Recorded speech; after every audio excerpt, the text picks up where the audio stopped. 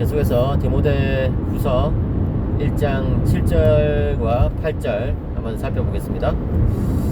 하나님께서 우리들에게 이 세 가지 영, 다시 말해서 능력과 사랑과 절제의 영, 이 세 가지 영을 주신 이유는 우리로 하여금 이 복음의 사역을 잘 감당할 수 있도록 도와주기 위해서 그런 것입니다. 8절에서 사도 바울은 이렇게 말합니다. 그러므로 너는 내가 우리 주를 증언함과 또는 주를 위하여 갇힌 자 된 나를 부끄러워하지 말라. 여기서 이제 부끄러움이라는 문제가 나오는데요. 이 부끄러움이라는 문제를 이해하기 위해서는 두 가지를 일단은 생각을 해야 됩니다. 첫째는 그 당시의 이 문화인 것이죠. 그 당시의 문화라는 것은 한마디로 말하면은 그 수치 문화라고 할 수 있거든요. 이 고대 근동의 이 문화, 이 근동이라고 하면은 지중해 연안의 그런 이제 뭐 도시 국가들 또 뭐 나라들 뭐 이런 것을 뜻합니다. 이 고대 근동의 이 문화 중에서 우리가 이제 꼭 늘 생각해야 되는 것 중에 하나가 이 수치 문화예요. shame culture라고 하는데 부끄러움을 이제 굉장히 사회적으로 좀 중요한 그런 요소로 생각하는 것이죠. 그래서 이 수치를 당하지 않는 것, 이것이 한 사람이 명예를 지키고 또 사회생활을 하는 데 있어서 굉장히 중요한 요소였습니다. 예수님의 비유를 보면은 그런 비유가 나오잖아요. 한밤중에 친구가 찾아와가지고 막 이제 막 도와달라고 예, 뭐 멀리서 누가 이제 손님이 왔는데 내가 이제 대접할 것이 없으니까 너한테 좀 신세를 져야 되겠다 뭐 이러면서 이제 그렇게 이야기하는데 그 사람이 처음에는 거절하죠. 그죠? 집주인이 처음에는 우리 다 지금 이제 잘려 누웠는데 어떻게 도와주냐 뭐 이렇게 참 애를 키워보면 그런 게 좀 아시죠? 그죠? 예. 애들이 다 자고 뭐 이런 상황에서 누군가 전화 와가지고 막 이게 급하게 이제 전화를 받아야 되는데 막 벨소리 때문에 애가 깨고 뭐 이러면은 굉장히 난처하잖아요. 그 당시에 이 작은 집에서 사람들이 다 같이 이렇게 오밀조밀 자고 있는데 뭐 일어나가지고 뭘 또 어두운 데서 뭘 찾아가지고 뭘 주고 이렇게 한다는 거 굉장히 이제 쉬운 일이 아니겠죠. 그렇죠? 그런데 예수님이 뭐라 말하냐면은 그 벗됨을 인하여서는 아니고 그 강청함을 인하여서는 줄 것이다, 도와줄 것이다, 이렇게 예수님께서 말씀하시는데 이 강청함이라는 요소가 뭐냐면은 이 수치를 자극하는 거예요. 예.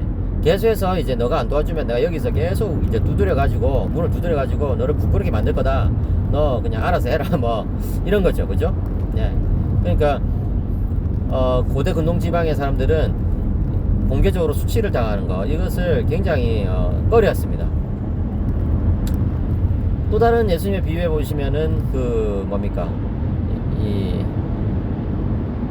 탕자의 비유, 또는 뭐 자비로운 아버지와 두 아들의 비유, 뭐 최근에는 팀 켈러가 뭐 탕보의 비유 뭐 이렇게 이름 붙인 그 비유해 보시면은 누가복음 15장이죠. 여기 보시면은 어떤 장면이 나옵니까? 그 아들이 이제 돌아온단 말이죠. 이 집을 나간 그 탕자가 돌아온단 말이죠. 그런데 그 둘째 아들이 돌아왔을 때에 아버지가 그냥 수치를 무릅쓰고 이제 그 아들을 와락 껴안고 그렇게 이제 보호해 주는 거죠. 예.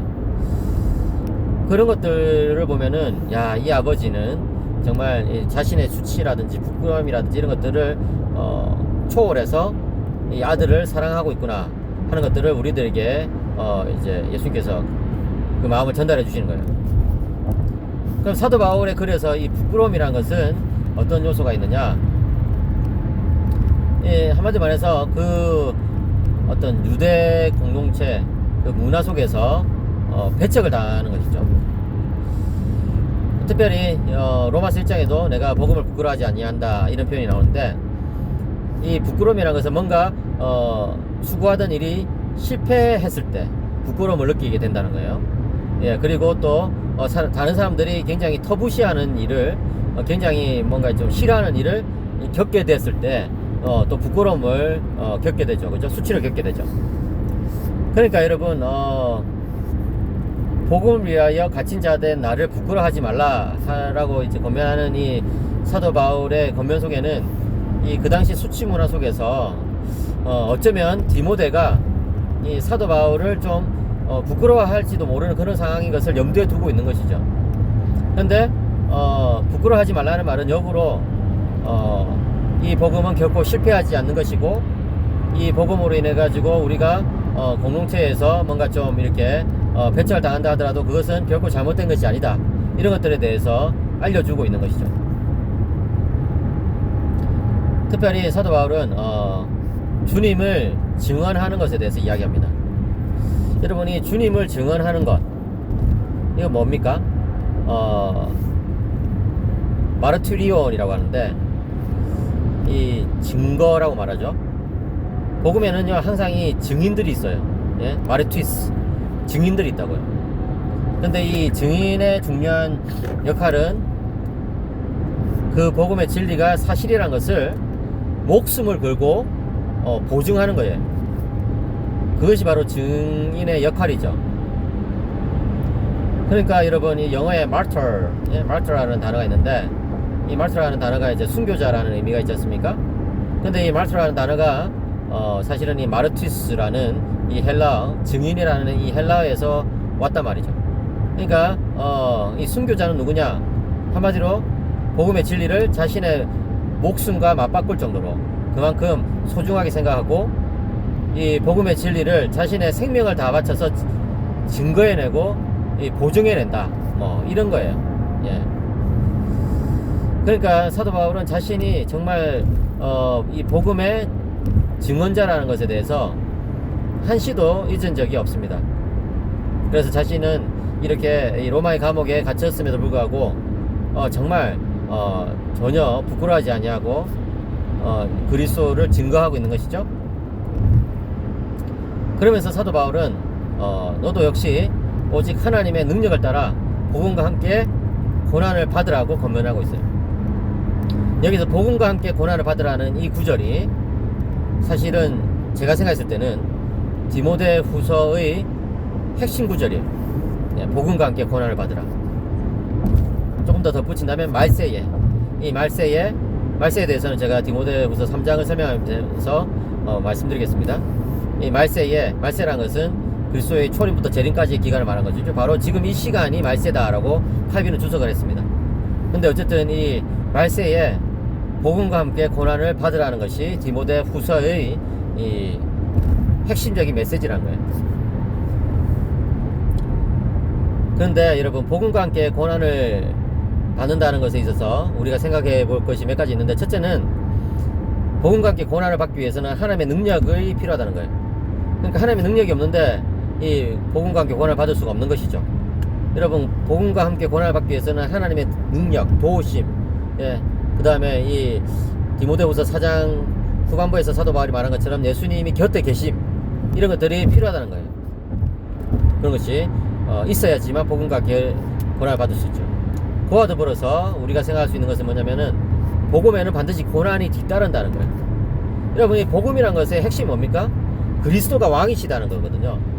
복음의 핵심은 하나님께서 그리스도를 통해서 이 종말에 나타나셔가지고, 정말 이 하나님의 아들이 왕이시란 것을 온 세상 가운데 선포해버린 것. 이 사탄도 왕이 아니고, 시저도 왕이 아니고, 이 세상의 어떤 돈이나 권력이 왕이 아니고, 쾌락이, 이런 것들이 우리가 추구해야 될 것이 아니고, 바로 예수님만이 우리의 왕이시고 예수님만이 우리 인생의 목표가 된다. 이것이 복음의 핵심이잖아요. 그런데 세상은 그렇게 살지 않거든요. 그렇게 생각하지 않거든요. 그러니까 이제 복음에는 반드시 이 고난이 있게 마련입니다. 이 사탄은요, 정말 복음을 위해서 달려가는 사람의 그 얼굴에 그냥 확 밝혀가지고 그 얼굴이 상한 자국이 없도록 만들어버린 것이죠. 여러분, 정말 이 복음을 위해서 고난을 받는다는 것, 이것이 오늘날 우리 시대에 너무나 필요한 메시지인데, 참 그것이 뭔가에 대해서 생각하는 사람이 갈수록 적어지고 있습니다. 그리고 복음을 위해서 고난받는 사람이 갈수록 적어지고 있는 것이죠. 저도 요즘 최근 이 1, 2년 동안 계속해서 생각하고 있는 것이 뭐냐면은 이 고난이야말로 신앙의 진정한 척도가 되겠다, 이런 거예요.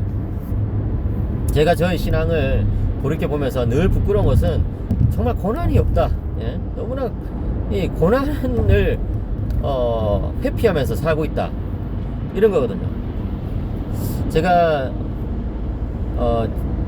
작년에 미국의 칼빈 신학교에서 안식 학기, 연구학기를 보냈는데요. 2019년 2학기.